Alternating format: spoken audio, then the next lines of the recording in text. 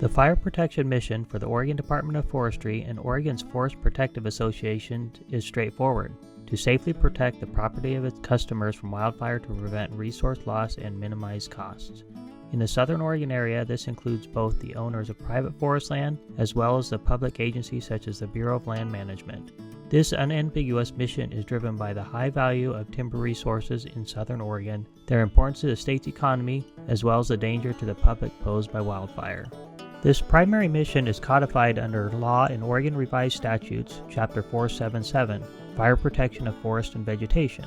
Chapter 477 declares the preservation of forests and the conservation of forest resources through the prevention and suppression of forest fires as the public policy of the state of Oregon. This is to be carried out through a complete and coordinated forest protection system in which the protection of forest resources is second only to saving lives.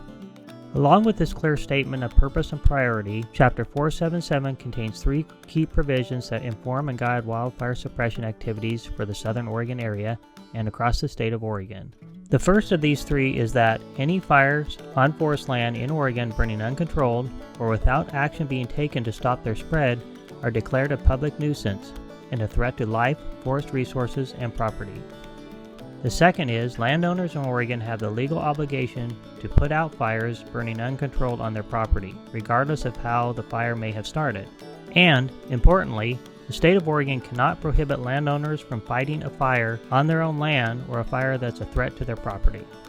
And lastly, the Oregon Department of Forestry and Oregon's Forest Protective Association, which are the fire suppression agencies of the state forester, have the legal authority to enter onto any land within their jurisdiction to put out any fire determined to be burning uncontrolled for which the landowner does not have sufficient equipment and personnel to immediately extinguish it. Taken as a whole, Chapter 477 and the provisions within it explain the long-standing cooperative working relationships between the Oregon Department of Forestry, Oregon's Fire Protection Associations, and the state's private landowners.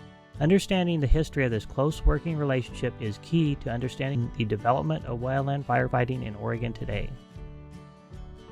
Before the establishment of government-funded fire protection agencies in Oregon, forest landowners provided their own firefighting forces. In the beginning, the system of fire protection, often just a few employees making regular patrols through their property on guard for new fire starts, was financed by a single company without any assistance from the state. By 1904, landowners began to group together and form cooperative associations in which members were assessed by the acres they owned to pay the expenses of the fire patrol and firefighting. The first one of these protection associations was developed in Southern Oregon in Sweet Home, Oregon in 1904 as the Linn County Forest Patrol. Others in Southern Oregon followed suit. Among these was the Coos County Fire Patrol Association, formed in the spring of 1910. As it turned out, the timing was fortuitous. 1910 was a disastrous fire season in Oregon, Washington, and Idaho. In Oregon, 6 people were killed and an estimated 2 billion board feet of timber burned. In Idaho, it was worse. Before it was all over, 2 million acres were burned and 85 lives were lost. It was this catastrophic fire season that galvanized public opinion around the need for a comprehensive approach to wildfire protection. From this, the Oregon Department of Forestry was created the following year in 1911. The new state agency adopted and expanded many of the organizational structures pioneered by the protection associations. Along with this development of a new fire protection agency in the state, additional forest protective associations were organized, including the Douglas Forest Protective Association in 1912. In 1913, the Forest Patrol Act required all timberland owners to protect their holdings from fire, the first of its kind in the United States.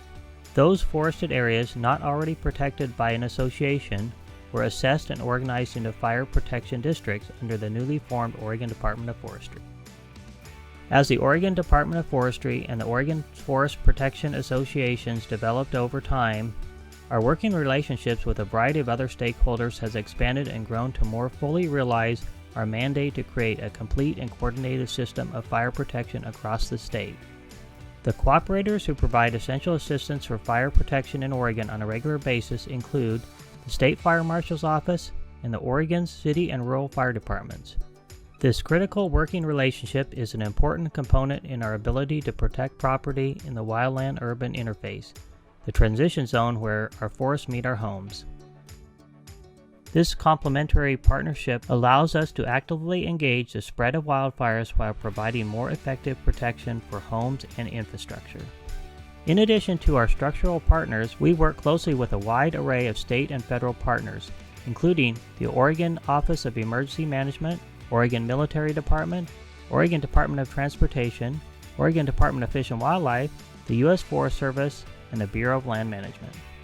The fire protection mission of the Oregon Department of Forestry and Oregon's fire protection associations has remained unchanged over time, while our working relationships have expanded and grown from our initial partnership with Oregon's forest landowners. This historic relationship continues today, and for those unfamiliar with firefighting in Southern Oregon area, the extent of this partnership from initial attack to project fires is often surprising.